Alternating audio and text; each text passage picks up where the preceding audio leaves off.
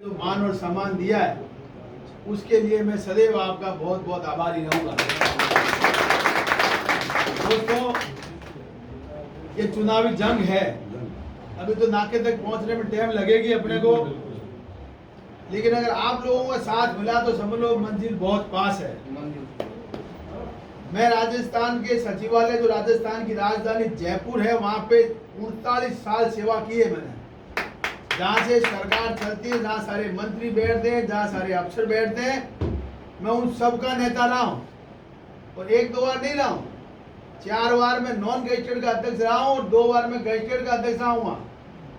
मुझे सारे क्रियाकलाप ध्यान है सरकार के, कौन से अफसर क्या काम करेंगे, कौन से क्या नहीं करेंगे।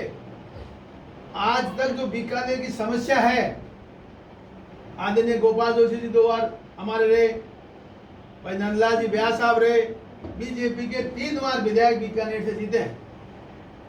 लेकिन समस्या क्या है कि नंदू महाराज पेट लट लिए घूमते थे और अपने कार्यकर्ताओं को ध्यान रखते थे। गोपाल जी मेरे रिश्ते में फूफा जी हैं, फूफा जी मेरा घर उनका ससुराल है।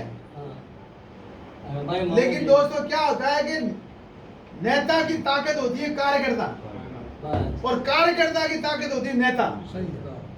अगर नेता अपनी बात नहीं सुने तो कार्यकर्ता की तो मौत के अलावा कुछ दिखता ही नहीं उसको। क्यों नहीं दिखता है?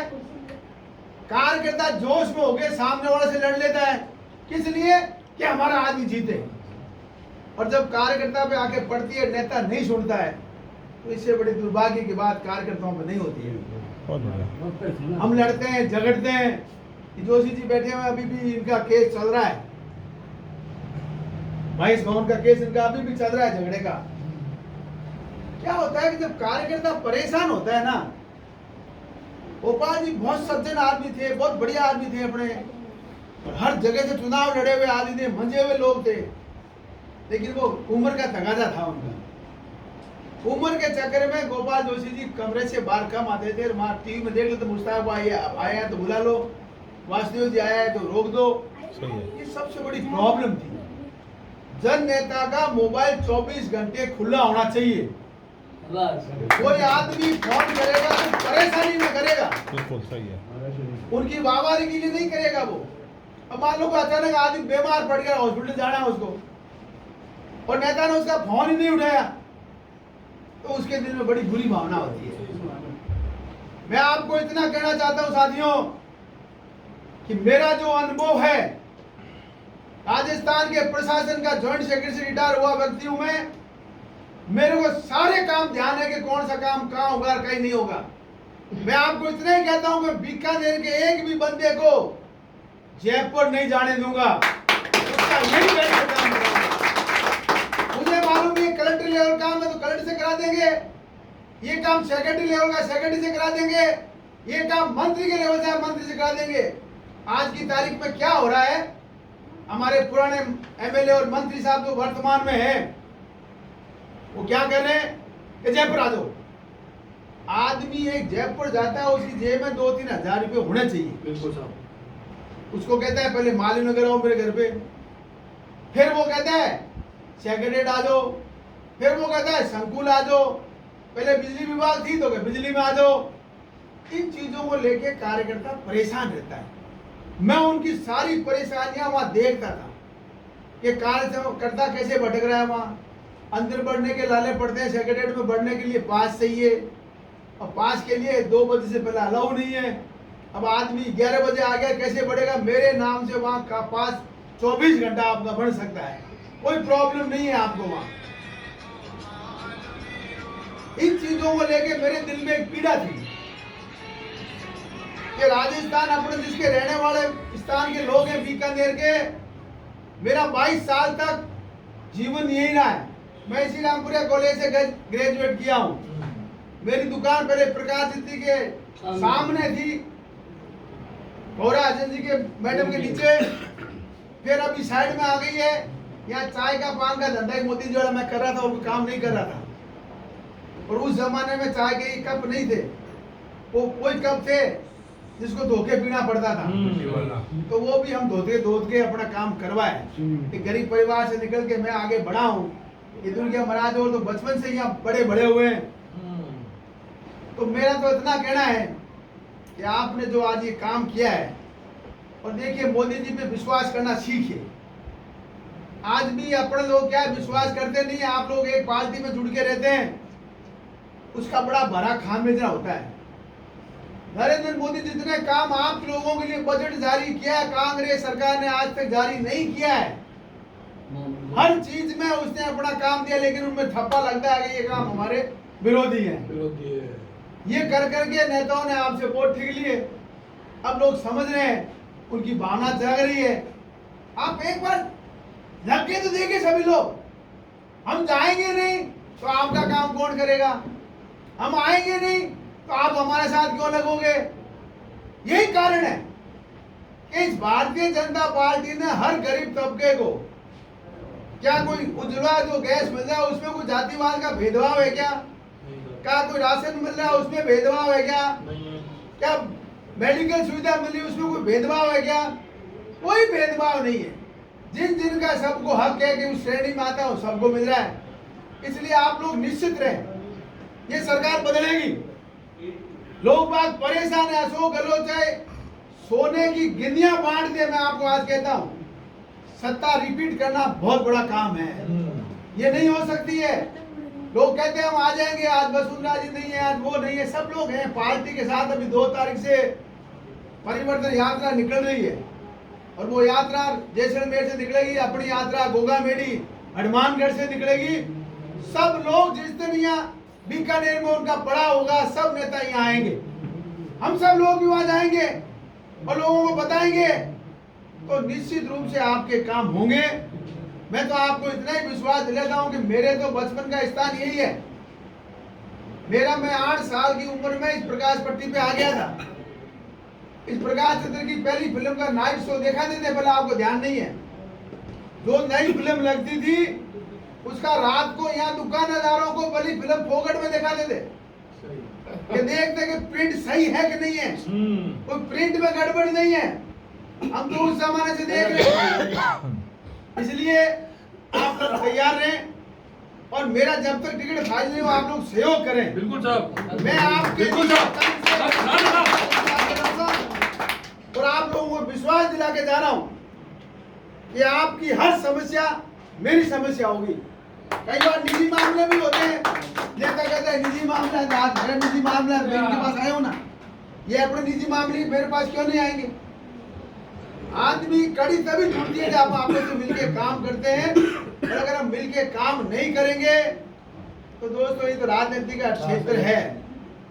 यहाँ कबड्डी के खिलाड़ी ज्यादा होते हैं, खो खो के कम होते हैं। हिंदुस्तान में आज तक कबड्डी में गोल्ड मेडल क्यों मिल रहा है? कि हिंदुस्तान के लोग टांग खींचने में सबसे आगे हैं, और खो खो देने में पुश देके आगे बढ़ाने में पीछे है। इसलिए एक के साथ जुड़ के उसको आगे बढ़ाएं। हम आगे बढ़ाएंगे तो निश्चित रूप से आप सबका भला होगा, हमारा भी भला होगा। हम अगर आगे नहीं बढ़ाएंगे, आप बैठे हो हम भी बैठे हैं, कौन से फर्क पड़ रहा है भाई साहब? आप किसी की रोटी को थोड़ी तुल रहे हो, आप अपनी मेहनत करो, अपने काम से कर रहे हो। इसलिए एक बार मुट्ठी तान के रखो दोस्तों कि अपने बच्चों के भविष्य के लिए, अपने माता पिता की सेवा के लिए एक बार जुनून लाना है, और इस जुनून को लाके निश्चित रूप से वर्तमान सरकार को पटकनी देनी है। और हमारे जो वर्तमान के विधायक और कैबिनेट मंत्री है उसको तो पानी पिलाना ही पिलाना है। आज बीकानेर के विकास की बातें हो रही है कि साहब ये विकास पुरुष है। मैं आपके माध्यम से डॉक्टर कल्ला साहब से पूछना चाहता हूं कि पिछले 43 साल हो गए जब रामपुरिया कॉलेज में फर्स्ट ईयर पढ़ता था, भी एमएलए बढ़ गए थे 1980 में। 43 साल में बीकानेर तो संभाग का सबसे बड़ा क्षेत्र है। इस 43 साल में बीकानेर का विकास कहाँ हुआ है? ये सड़कें भी कुछ बनी है तो अभी 2-4 महीने के अंदर अंदर बनी है। 4.5 साल तक यहाँ काम नहीं हुआ, और अभी भी सड़कें मुरलीधर में, मुक्ता प्रसाद में, उधर की कॉलोनियों में सड़कें नाम की चीज ही नहीं है। मैं अभी 4-5 दिन पहले मुरलीधर गया, वहाँ के लोग सारे ज्ञापन लेके ये है कि सड़कें होनी चाहिए, हमारे यहाँ सड़कें नहीं है। दोस्तों बिजली आती नहीं, लगातार कटौती रहती है। बिजली के मंत्री ने और बिजली की कटौतियां रही। आज भी बिजली का मंत्री बीकानेर का ये भंवर सिंह पाटिल, लेकिन बिजली का समय आपको ध्यान है कैसे आती है, कब जाती है। 2-4 बारिश की बूंदे आ गई, बिजली 2-4 घंटा की गई। उसी प्रकार शिक्षा के क्षेत्र में वर्तमान में शिक्षा मंत्री हैं। 200 से ज्यादा स्कूलें बीकानेर शहर में बंद हो चुकी है और कहते हैं हम इंग्लिश मीडियम कर रहे हैं। अरे इंग्लिश मीडियम है, या मास्टर ही नहीं है, पढ़ाने लायक टीचर नहीं है, तो इंग्लिश पढ़ेगा कौन? जब अपनी इंग्लिश पढ़ाने वाले नहीं है तो बच्चे जाके करेंगे क्या? ये सारे के सारे इनके हथकंडे हैं।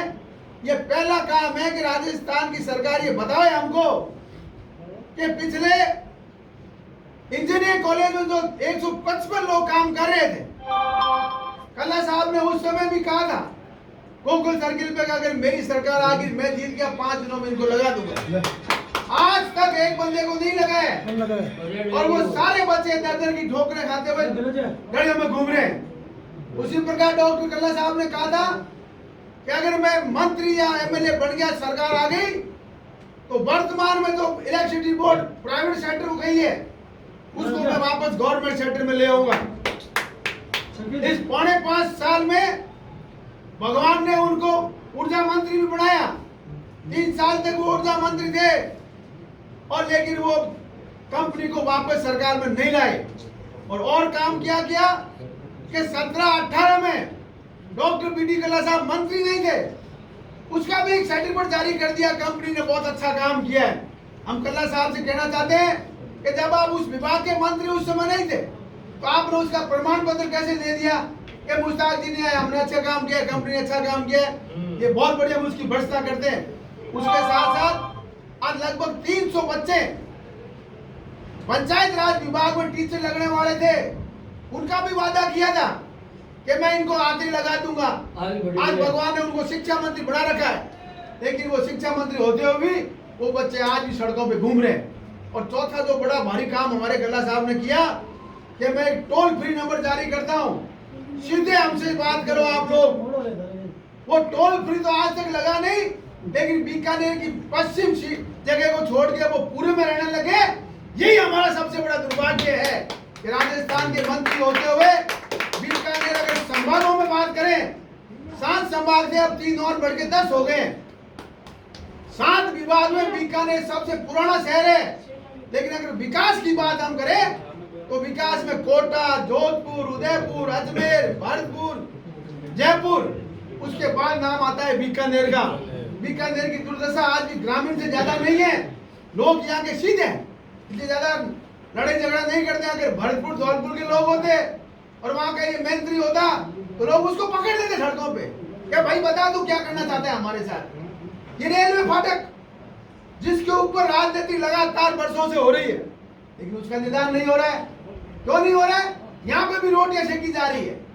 अरे रेलवे फाटक होने से हमारे मोहल्ले में, हमारे गली में, हमारे समाज में रहने वाले लोग जो भाई बेटी हॉस्पिटल जाना चाहती है, जहाँ पे एटीएम जाना चाहती है, यहाँ पे नुकसान हो जाता है। ये रेल का फाटक लगभग बंद रहता है। इसी प्रकार कोई काम नाम की चीज नहीं है दोस्तों, लेकिन विकास बहुत किया, नेम प्लेटें खूब लगा दी, वादे बड़े बड़े कर दिए। मैं तो आपको इतना कहता हूं, एक बार जीवन में आगे बढ़ने के लिए हमको सबको साथ लगकर, सबका साथ सबका विकास, ये अगर हम करेंगे तो आपका भला होगा। और निश्चित मानिए आपके समाज को कहीं भी झुकने की आवश्यकता नहीं है। जहां आपका पसीना गिरेगा मैं अपना वहां खून गिराऊंगा। निश्चित